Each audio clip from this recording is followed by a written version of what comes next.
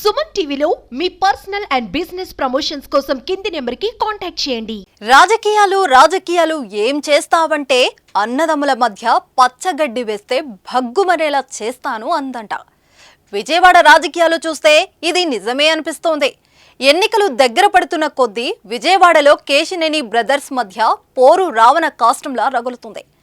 ఇప్పటికే టీడీపీ నుంచి వైసీపీలోకి వెళ్లిన కేశినేని నాని చంద్రబాబు టార్గెట్ గా మైకు దొరికినప్పుడల్లా దుమ్ము దులుపుతున్నారు.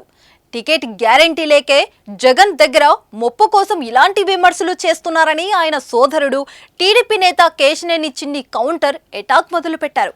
లేటెస్ట్ గా కేశినేని నాని కామెంట్స్ పై అంతే ధీటుగా చిన్ని రిప్లై ఇచ్చారు. అదేంటో ఇప్పుడు చూద్దాం.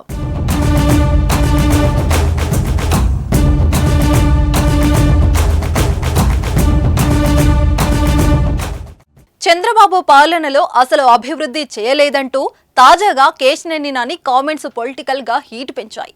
దీంతో చిన్ని రంగంలోకి దిగారు. చంద్రబాబు అభివృద్ధి చేయకపోతే 2019 ఎన్నికల్లో టీడీపీ టికెట్ పై ఎందుకు పోటీ చేశావంటూ నిలదీశారు.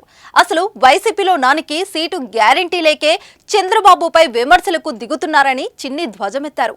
చంద్రబాబు అభివృద్ధి చేయలేదన్న కేశినేని నాని శిలాఫలకాలపై ఎందుకు పేరు వేయించుకున్నాడో చెప్పాలని అడిగారు. చంద్రబాబును తిడితేనే సీటు ఇస్తారని ఆయన ఇలాంటి కామెంట్స్ చేస్తున్నారని చిన్ని ఆరోపించారు.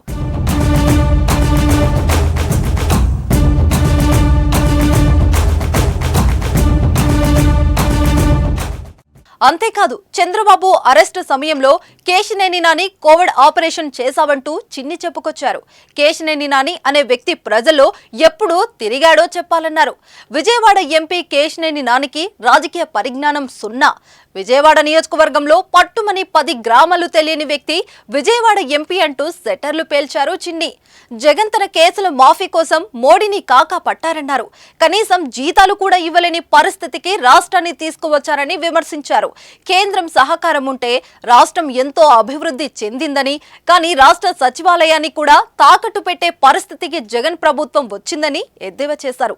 తెలంగాణ ముఖ్యమంత్రి రేవంత్ రెడ్డి కూడా అభివృద్ధి కోసం ఎన్డీఏతో కలిసి పనిచేస్తామని చెప్పారని చిన్ని గుర్తు చేశారు. తాము రాష్ట్ర అభివృద్ధి కోసమే బీజేపీతో పొత్తు పెట్టుకుంటున్నామని చిన్ని అన్నారు.